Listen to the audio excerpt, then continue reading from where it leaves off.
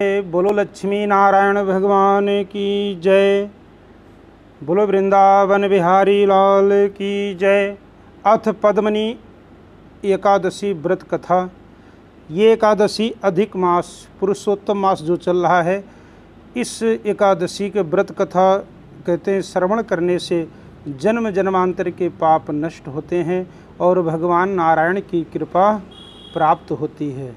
तो आओ एकादशी जो पद्मनी एकादशी है इसकी कथा श्रवण किया जाए।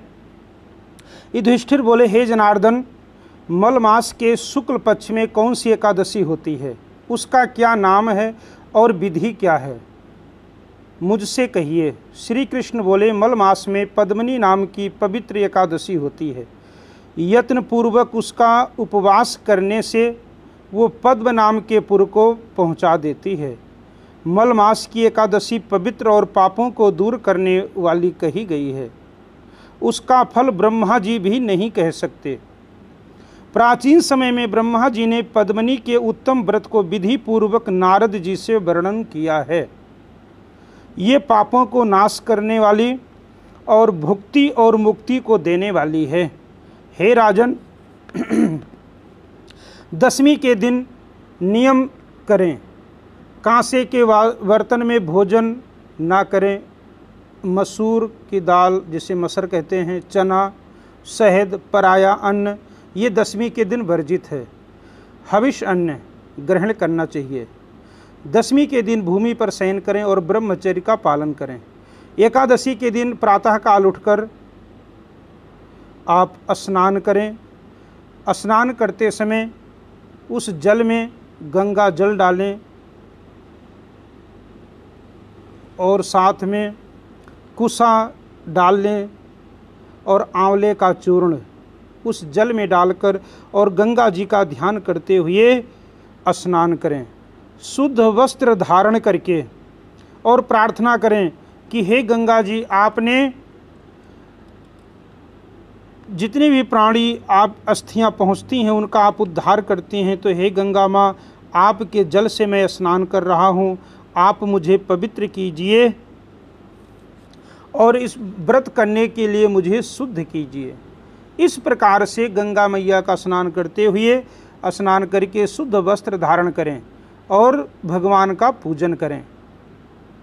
प्रार्थना करें, हे शंख चक्र गदा धारण करने वाले, हे जगन्नाथ, हे विष्णु, मुझको तीर्थ में स्नान करने की आज्ञा दी। इस प्रकार से कहते हैं प्रार्थना करके स्नान करके शुद्ध हो जाएं। और घर में मंदिर बना है, बड़ी अच्छी बात है, भगवान का पूजन करें। भगवान शालिग्राम लड्डू गोपाल जी का पूजन करें। भगवान शिव और पार्वती जी का विधि पूर्वक पूजन करें। कलश एक रखें, तांबे का कलश हो या मिट्टी का कलश है, उसके ऊपर सुगंधित तेल इत्यादि से उसका पूजन करें। देवताओं को स्थापित करके कहते हैं विधि पूर्वक पूजन करने के बाद कथा श्रवण करें। कथा सुनने के बाद भगवान शिव, केशव और पार्वती जी का पूजन करते हुए नमस्कार करें। भगवान के सामने नृत्य और कीर्तन करें। कीर्तन में ओम नमो भगवते वासुदेवाय या ओम नमो नारायणाय या हरे राम राम राम हरे हरे, हरे कृष्ण कृष्ण कृष्ण हरे हरे। कहते हैं इन मंत्रों का आप सारा दिन जाप करें। मिथ्या भाषण ना करें, झूठ ना बोलें और ना ही झूठ सुने। व्रत के दिन ज़्यादा बोलना भी नहीं चाहिए, क्योंकि ज़्यादा बोलने से कोई ना कोई ऐसा शब्द निकल ही जाता है। रजस्वला स्त्री का स्पर्श ना करें। ब्राह्मण और गुरु की निंदा कभी भूल कर ना करें। वैष्णव को संग लेकर ठाकुर जी के सामने कथा सुने। मल मास के शुक्ल पक्ष की एकादशी में वैसे तो विधान है पानी नहीं पीना चाहिए। अगर आप बिना पानी के या बिना जल के नहीं रह सकते हैं तो दूध और जल पी करके समय व्यतीत करना चाहिए। रात में कीर्तन करें, रात में जागरण करना चाहिए। रात के प्रथम पहर में पूजा करें भगवान नारायण का और गरी का गोला रख करके अर्घ देना चाहिए। दूसरे पहर में श्रीफल से तीसरे पहर में बिजोरे से तथा चौथे पहर में सुपारी से अर्घ देना चाहिए। विशेष करके नारंगी से पूजन करना उचित है। प्रथम पहर में जागरण करने से अग्नि होम यज्ञ का पुण्य प्राप्त होता है और जो प्राणी दूसरे पहर में जागरण करते हैं और अर्घ देते हैं तो उन्हें वाजपेयी यज्ञ करने का फल प्राप्त होता है। तीसरे पहर में जो पूजन करता है भगवान का और अर्घ देता है उसे अश्वमेध यज्ञ का फल प्राप्त होता है। चौथे पहर में जो भगवान का पूजन करता है और अर्घ देता है उसे राजस्व यज्ञ का फल मिलता है। इसमें अधिक कहते हैं इससे बड़ा और कोई पुण्य नहीं है, ना ही कोई यज्ञ है और ना ही कोई तपस्या है।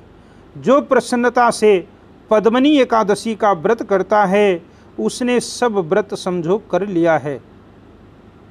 हे राजन, यहाँ मैं एक सुंदर कथा तुमसे कहता हूँ, सुनो। कार्तवीर के द्वारा जेल में कैद हुए रावण को पुलस्त मुनि ने राजा से कहकर छुड़ा दिया। इस आश्चर्य को सुनकर नारद जी पुलस्त मुनि से पूछने लगे कि इंद्र समेत सब देवता जिस रावण ने सभी देवताओं को जीत लिया था, उस रावण को कार्तवीर ने कैसे जीत लिया। तब पुलस्त मुनि बोले कि हे वत्स, मैं कार्तवीर की उत्पत्ति तुमसे कहूँगा, तुम सुनो। त्रेता युग में महिष्मतीपुरी में हयो के कुल में कार्तवीर नाम का एक बड़ा राजा पैदा हुआ।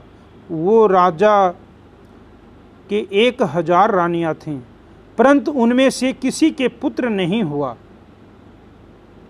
उसने देवता, पितृगण और बड़े बड़े सिद्धों का पूजन किया और व्रत भी किए, परंतु पुत्र नहीं हुआ।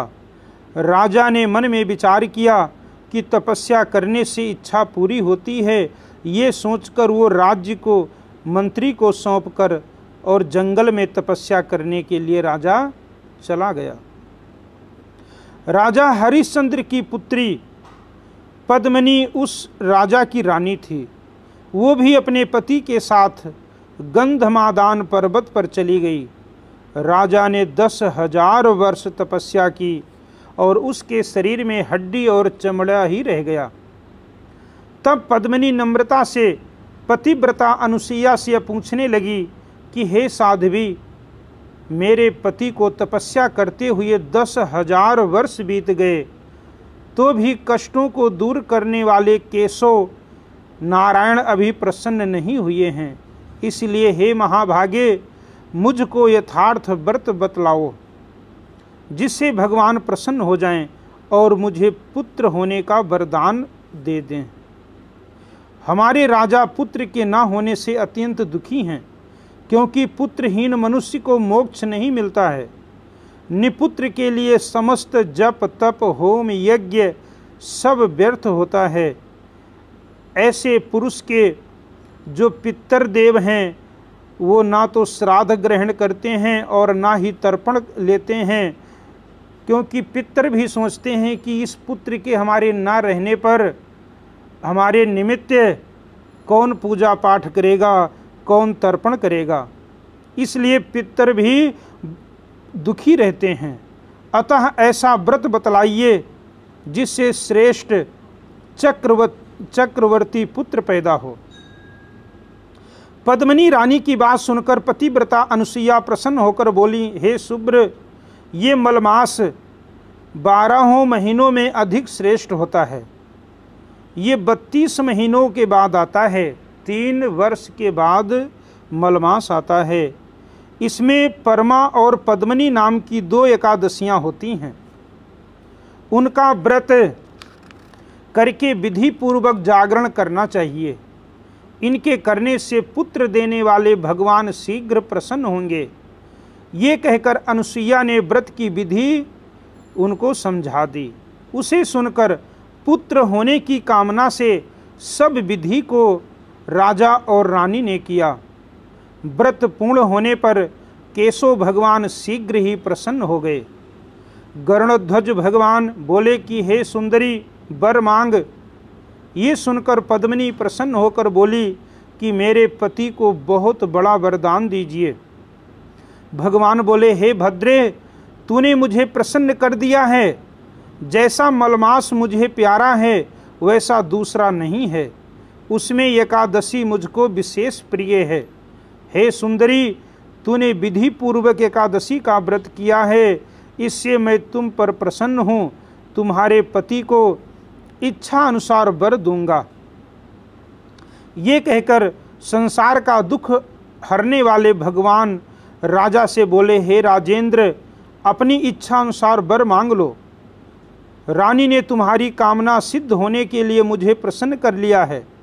विष्णु भगवान का वचन सुनकर राजा प्रसन्न हो गया।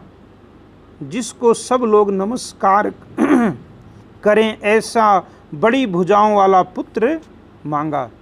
राजा ने भगवान विष्णु से कहने लगा, हे प्रभु, मुझे बहुत बलवान पुत्र दीजिए, जिसकी बड़ी बड़ी भुजाएं हों और जिसको जो पुत्र कीर्ति वाला हो, जो हमारे नाम को रोशन करने वाला हो, ऐसा पुत्र मुझे दीजिए। राजा के ऐसा कहने पर भगवान ने कहा, तथास्तु, ऐसा ही होगा। और भगवान नारायण वहाँ से अंतर ध्यान हो गए। राजा भी रानी समेत हृष्ट पुष्ट और प्रसन्न हो गया। स्त्री पुरुषों से युक्त अपने नगर में राजा आ गया। पद्मिनी के बड़ा बलवान कार्तवीर नामक पुत्र हुआ। उसके समान त्रिलोकी में कोई मनुष्य नहीं था। इसी से 10 कंधर रावण को उसने युद्ध में हरा दिया। चक्रपाणी गदाधर भगवान के सिवा त्रिलोकी में उसके जीतने के लिए कोई भी समर्थवान नहीं था। भगवान नारायण ने ऐसा आशीर्वाद दिया कि हे राजन, मैं तुम्हें ऐसा पुत्र दूंगा जो हमारे सिवा उससे कोई और जीत नहीं सकेगा। इसमें तुमको विस्मय नहीं करना चाहिए। ऐसा कहकर पुलस्त मुनि बोले कि हे राजन, इस प्रकार से भगवान नारायण के आशीर्वाद से उस राजा के घर में बड़ा ही बुद्धिमान, बड़ा बलवान, बड़ा तेजस्वी एक पुत्र पैदा हुआ और उस पुत्र ने रावण को भी परास्त कर दिया था। कहते हैं इस प्रकार से कथा सुना करके और पुलस्त मुनि वहाँ से चले गए। सूत जी बोले, हे ब्राह्मण, पहले तुमसे जो एकादशी का पवित्र व्रत तुमने मुझसे पूछा था वो मैंने तुम्हें सुना दिया है। जो मनुष्य इसकी सब विधि को सुनेंगे वे पुण्य के भागी होंगे, और जो सब कथा को पढ़ेंगे और सुनेंगे और व्रत को करेंगे वो वैकुंठ लोक को जाएंगे। बोलो श्री कृष्ण भगवान की जय। बोलो लक्ष्मी नारायण भगवान की जय। इस दिन ओम नमो भगवते वासुदेवाय मंत्र का जाप करें और साथ में भगवान नारायण का पूजन करें, जिससे मनोवांछित फल की प्राप्ति होती है। यह लोक भी संवरता है और परलोक भी संवर जाता है। बोलो श्री कृष्ण भगवान की जय।